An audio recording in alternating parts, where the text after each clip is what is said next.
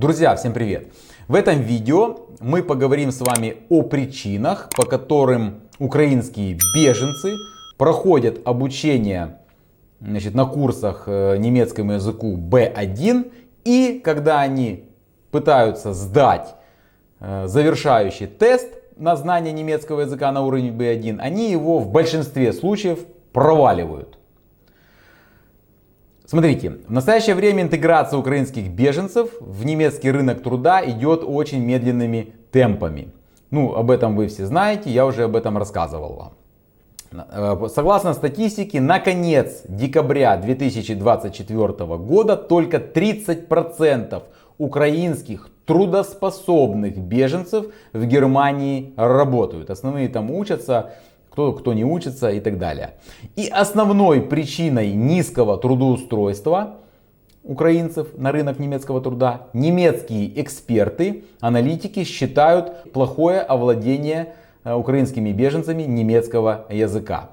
По данным Федерального ведомства по вопросам миграции и беженцев БАМФ, с 2022 года, то есть когда началась война, чуть менее 60% украинских беженцев сдали уровень B1 в немецком тесте для мигрантов.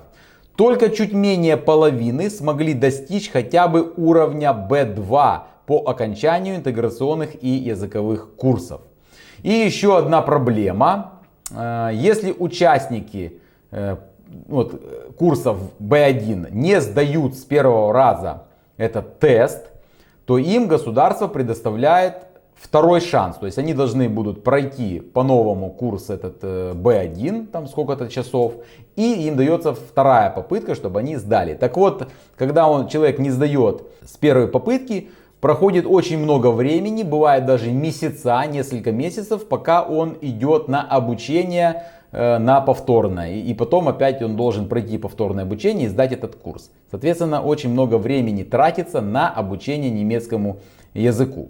В результате те украинские беженцы, которые уже имеют подтвержденную в Германии квалификацию, они не могут выйти на работу по своей квалификации, потому что они не знают немецкого языка. И они проходят очень долгое обучение. Если с первого раза, например, человек не сдал этот тест.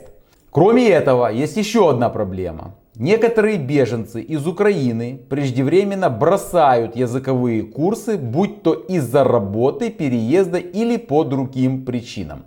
Но я снимал уже об этом видео, и это касается проблемы не только украинских беженцев, эта проблема касается вообще всех украинских беженцев, всех беженцев, которые находятся в Германии.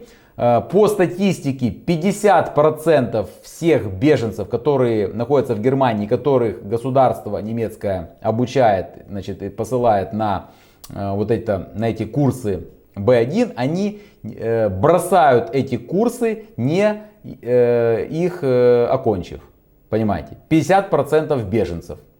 И в это же, конечно, число входят и украинские беженцы. То есть эта тенденция по всем беженцам распространяется.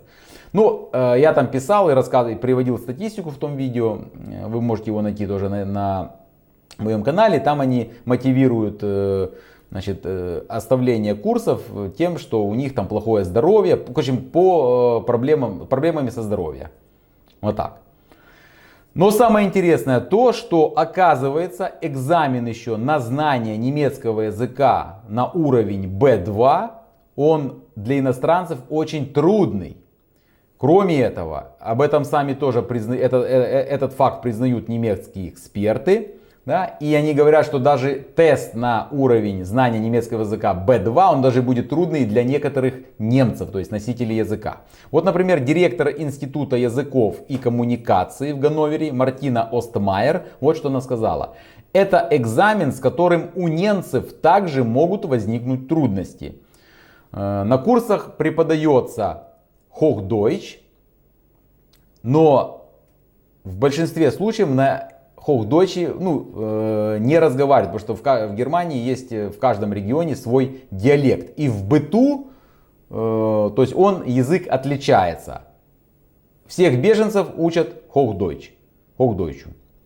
Кроме этого, когда тоже начали эксперты узнавать у украинских беженцев, почему так происходит, то многие украинские беженцы рассказали, что на курсах они учат много грамматики, много пишут, но практически не разговаривают. Я не знаю, правда это или нет, но вот люди так, скажем, отозвались о курсах. Ну и эту информацию подтвердили же и немецкие эксперты, кто вот занимается обучением украинских беженцев. Ну так рассчитана программа. Ну они от программы, значит, никуда ни влево, ни вправо не уходят. То есть идут чисто по программе. Ну и программа рассчитана на то, что человека научить грамматике, письму, но, к сожалению, уделяется очень мало времени именно разговорным темам. Вот такая ситуация, друзья. Друзья, что думаете вы по этой теме? Пожалуйста, напишите свое мнение в комментариях.